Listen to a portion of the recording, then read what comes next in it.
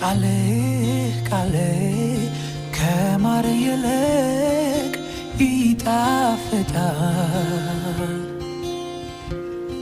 ቃሌ ቃሌ ከማር ይልቅ ይጣፍጣል።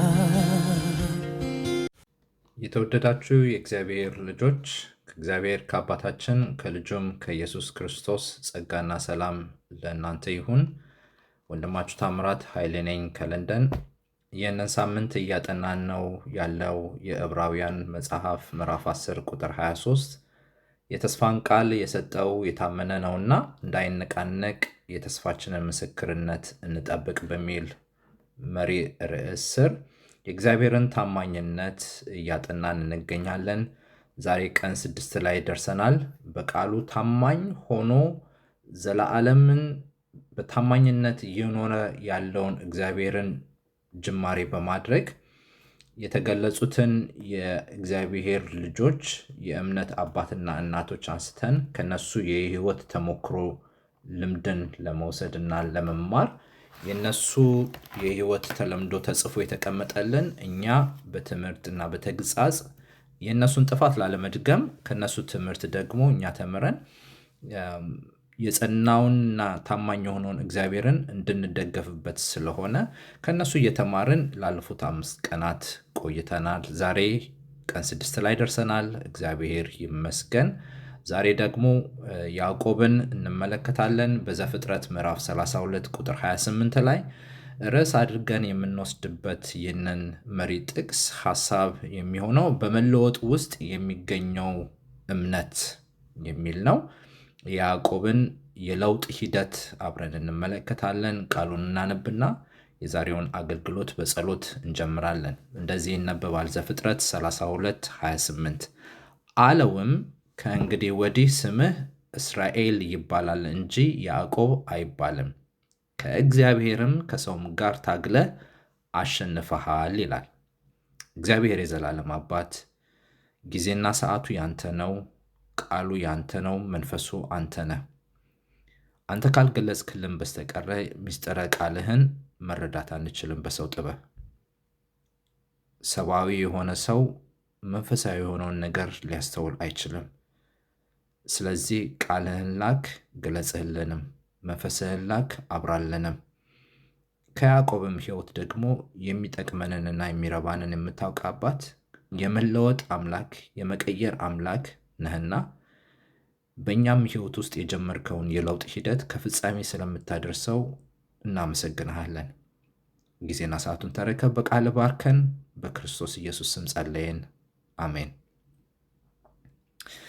ያዕቆብ ካደገበት ከተወለደበት የአባቱ ቤት ኮብልሎ ከሄደ ኑሮንም በአጎቱ በላባ ቤት ካደረገ 14 ዓመታት አልፈዋል። ከአባቱ ቤት አታሎ ሲወጣ ስሙ ያዕቆብ ነበር። ያው ማንነቱ በአጎቱ ቤትም አልተወውም ነበር። ማታለል፣ ማጭበርበር ምን ያህል የሚያሳዝን እንደሆነ ያዕቆብ በራሱ ደርሶበት ነው የተማረው። መርጦ ለራሔል ከዛም ደግሞ ተገዶ ለልያ 14 ዓመታትን ከኖረ በኋላ አሁንም ወደ አገሩ ወደ አባቱ ቤት ለመመለስ ጉዞ ላይ ነው ያዕቆብ።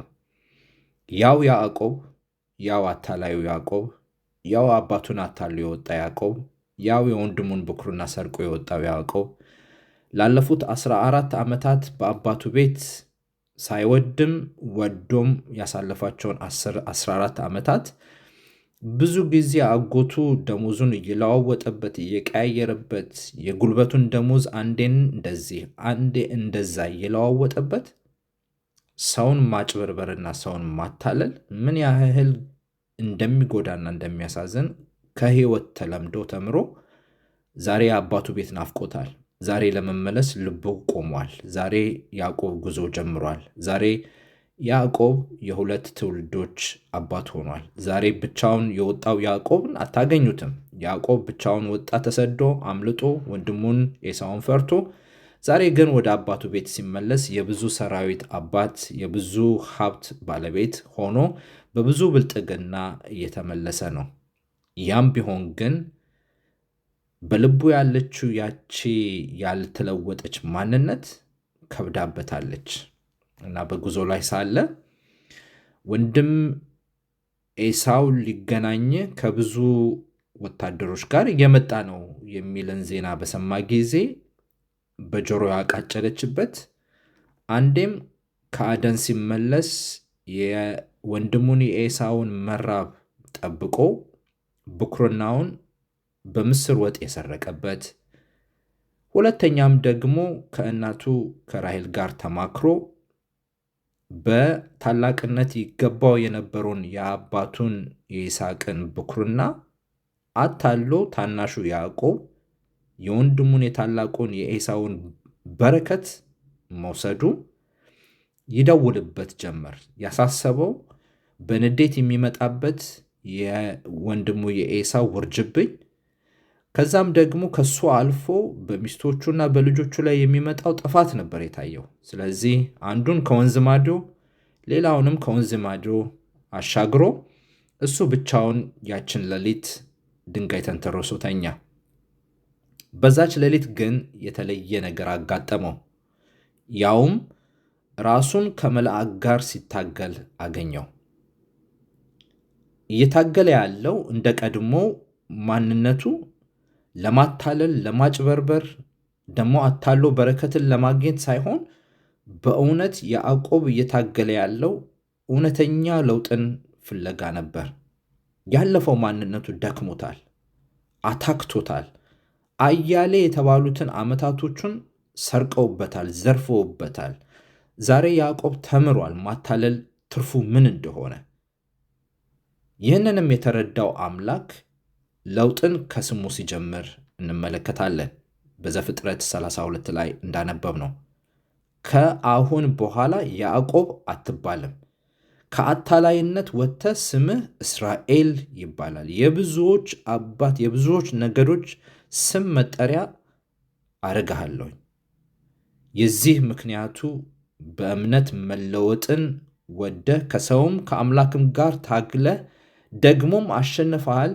ከዚህም የተነሳ የለውጥ ሰው ትሆናለህ፣ የተለወጥክ ሰው ትሆናለህ። ስምህን እለውጣለሁ፣ ባህርህን እለውጣለሁ፣ የልብህን ጥያቄ መልስልሃለሁኝ ብሎ ከሰውም ከእግዚአብሔርም ጋር ታግሎ ያሸነፈውን ያዕቆብን ስሙን በመለወጥ እግዚአብሔር ሲጀምር እናነባለን። እግዚአብሔር የለውጥ አምላክ ነው። ስምን፣ ማንነትን፣ ሕይወትን፣ መዳረሻን እንዲሁም ዘላለማችንን ይለውጣል። ስማችን ምናልባት በዮሐንስ ምዕራፍ 1 ላይ እንደተገለጸልን ከሰው ፈቃድ የተወለድን የሰው ዘሮች እንባል ይሆናል። አሁን ግን እዛው ዮሐንስ ምዕራፍ 1 ላይ እንደተጻፈልን ከሥጋ ወይም ከወንድ ፈቃድ የተወለድን ሳይሆን ከእግዚአብሔር ፈቃድ የተወለድን ተብለን የእግዚአብሔር ልጆች ተብለናል። ስማችን ተለውጧል። አዎ ምድራዊ ወላጆች ሊኖሩን ይችላሉ። ነገር ግን በክርስቶስ ኢየሱስ በአዲስ ውልደት የተወለድን ሰማያዊ አባት ነው ያለን። ከዚህም የተነሳ አባት አባት ብለን የምንጮህበትን የልጅነት መንፈስ ተቀብለናል። የእግዚአብሔር የአባታችን ልጆች ነን። በአባታችንም ሆይ ጸሎት ላይ አባታችን ሆይ ስምህ ይቀደስ ብለን ለመጸለይ እኛ ሁላችን የእግዚአብሔር ልጆች መሆናችንን በማመን ስማችን የተለወጥን የእግዚአብሔር ልጆች እንደሆነን እናውቃለን፣ እናምናለን፣ ተቀብለናል። ቀጥለን ማንነታችን ተለውጧል። እዛው ዮሐንስ ምዕራፍ 1 ላይ ከሥጋ ፈቃድ የተወለድን እንደሆንን ጠላትነት በእኛና በእግዚአብሔር መካከል ያለ ከኃጢአታችንና ከበደላችን የተነሳ አመፀኞች የሆንን በጨለማ ውስጥ ያለን ለኃጢአት ተገዝተን በግዛት ውስጥ ያለን ሰዎች መሆናችንን ሲገልጽልን፣ ነገር ግን በወደደው በክርስቶስ ኢየሱስ እንዲያው በጸጋው ባዳነን በደሙ መፍሰስ ምክንያት መታረቅን አምጥቶ ዛሬ ማንነታችን ተለውጧል። በፊት የእግዚአብሔር ጠላቶች እንባል ነበር። ዛሬ ግን የእግዚአብሔር ወዳጆች ተብለናል። ያውም ኢየሱስ ክርስቶስ በዕብራውያን ምዕራፍ 4 ላይ ወንድሞቼ ብሎ ሊጠራቸው ከቶ አያፍርባቸውም፣ የወሰደው የመላእክትን ሳይሆን የአብርሃምን ዘር ነው በማለት ወንድሞቹ እንደሆንን በኪዳኑም ደግሞ ተስፋን እንደሰጠን ማንነታችንን እንደለወጠ እናነባለን። ሕይወታችንንም ደግሞ ለውጦታል። በፊት ለሞት የተዘጋጀን በኃጢአት ፈቃድ ምክንያት የልባችንን ሐሳብ እየፈጸምን ወደ ጥፋታችን የምንሄድ ነበርን። ዛሬ ግን የዘላለምን ሕይወት በክርስቶስ ኢየሱስ በኩል አግኝተናል። እንዲያው በሰጣን በጸጋው ምክንያት የእግዚአብሔር ልጆች ለመባል በቅተናል። መዳረሻችንም ተለውጧል። እንደዚሁ በምሳሌ ላይ እንደተገለጸው በሰው ፊት ቅን የምትመስል መንገድ አለች፣ ፍጻሜዋ ግን የሞት መንገድ ነው የሚለውን እየሄድንባት እየኮበለልን ወደ ሞታችን እንገሰግስ ነበረ። የልባችንን መሻት እየፈጸምን የዓይናችንን አምሮት እያከናወንን፣ አሁን ግን በክርስቶስ ኢየሱስ በተደረገው መታረቅ ምክንያት ከዘላለም ጥፋት ወደ ዘላለም ሕይወት ተሻግነናል። ከሞት ወደ ሕይወት ተሻግነናል። ወደ ፍርድ አንመጣም።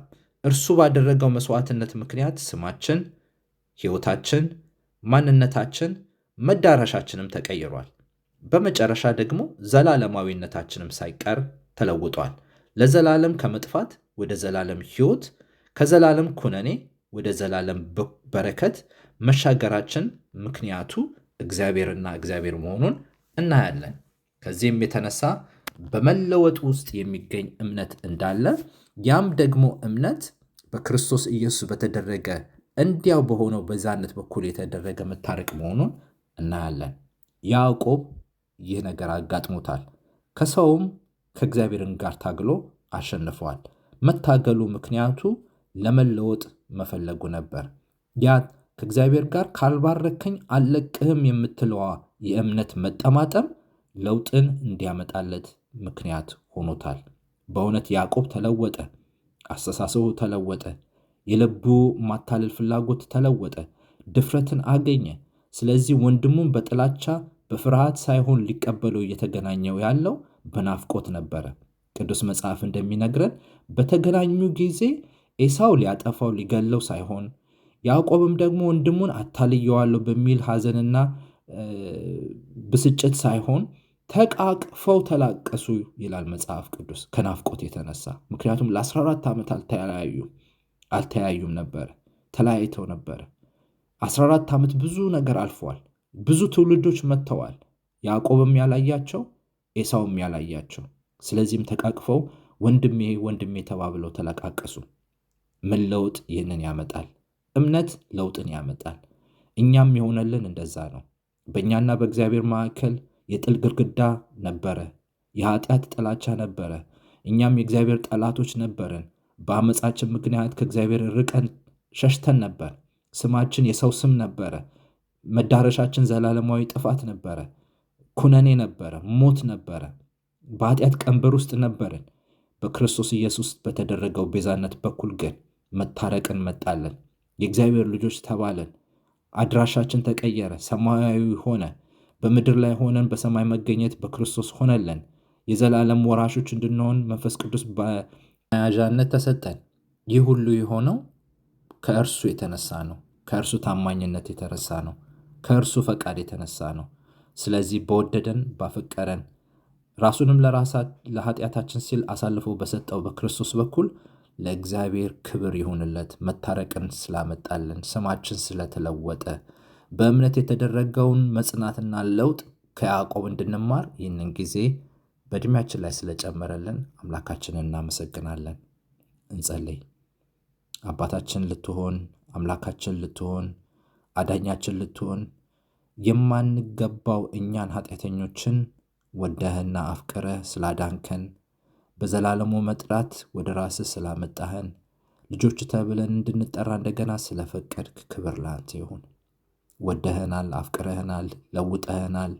ያንተ ልጆች መባል እንችለናል። በዘላለማዊ ስፍራ ከአንተ ጋር እንድንነግስ ምክንያትን አግኝተናል። ደግሞ ትመጣለህ፣ ትወስደናለህ። ኃጢአት ሳይለያየን እንባችን ታብሶ፣ ሞታችን ለዘላለም ተሽሮ፣ እርግማናችን ለዘላለም ተወግዶ በማታረጀው በማታልፈው መንግሥት ውስጥ ዜገኞች ሆነን ልንኖር ደግሞ ልትወስደን ትመጣለህና ስለ ተስፋው ቃል እናመሰግንሃለን። በዚህ ቃል እንድንጸና እንድንታመን ተስፋ የሰጠኸው የታመንክ ነህና እንዳይነቃነቅ አድርገን እምነታችንን እንድንጠብቅ እርዳን። ጊዜና ሰዓቱን ተረከብ። ስለሰማነው የሕይወት ቃል እናመሰግንሃለን። ክብር በሰማይ ክብር በምድር ለአንተ ይሁን፣ በክርስቶስ ኢየሱስ ስም አሜን። የተባረከ ጊዜ ስለሆነልን አምላካችንን እናመሰግናለን። በሌላ የአገልግሎት ጊዜ ደግሞ እስክንገናኝ ድረስ የእግዚአብሔር አምላካችን የበረከት የቸርነት የምህረት መገኘቱ ከሁላችን ጋር ይሁን። እግዚአብሔር ይባርካችሁ።